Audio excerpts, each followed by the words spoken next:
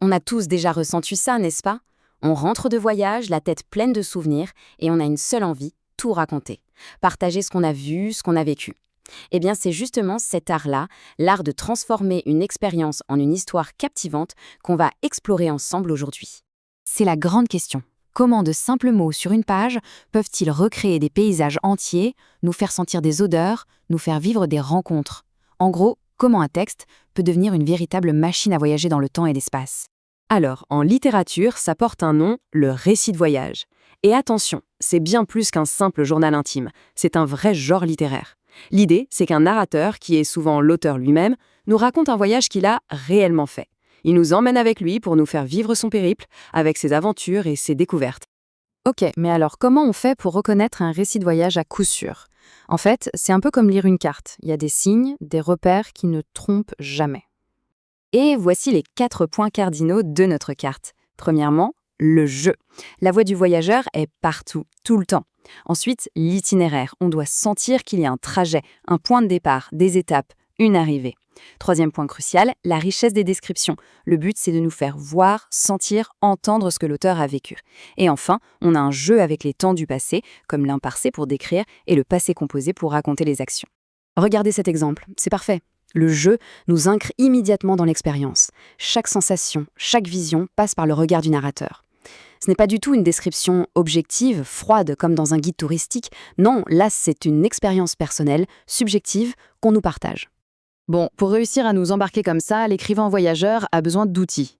On peut imaginer qu'il a une sorte de boîte à outils de mots bien spécifiques pour nous faire ressentir le mouvement, pour nous faire voir les paysages, bref, pour donner vie à son récit. L'outil de base, évidemment, c'est ce qui exprime le déplacement. La base d'un voyage, c'est de bouger. Des verbes comme partir, parcourir, traverser, grimper, ce sont eux le moteur du récit. Ils créent le rythme et le dynamisme. Et là, l'effet est immédiat. Vous voyez, avec seulement 3 verbes, quitter, marcher, redescendre, on n'est plus juste en train de lire, on est en mouvement avec le narrateur.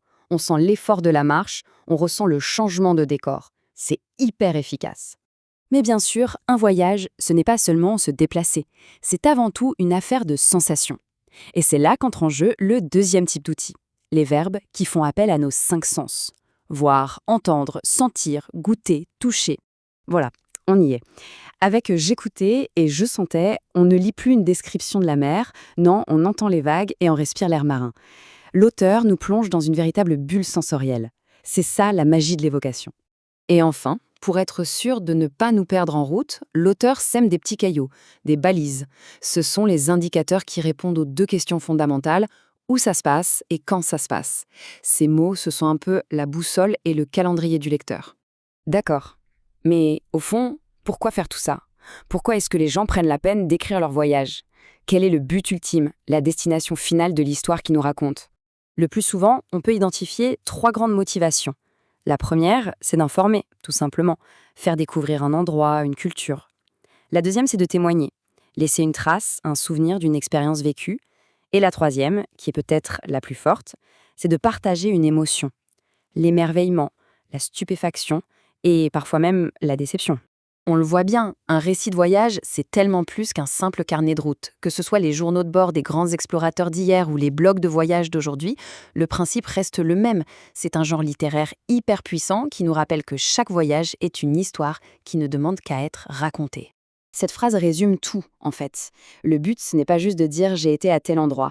Le but, c'est de transmettre l'essence d'un instant, le sentiment profond, unique qui a marqué le voyageur. C'est ça qui transforme un simple déplacement en une véritable aventure humaine. Et tout ça, finalement, ça nous ramène à une dernière pensée. Au-delà des grands écrivains, chaque voyage, même le plus petit, même celui au bout de la rue, porte en lui une histoire. La vraie question, c'est peut-être celle-là. Quel est le voyage qui sommeille en chacun de nous et qui n'attend qu'une chose, être enfin mis en mots?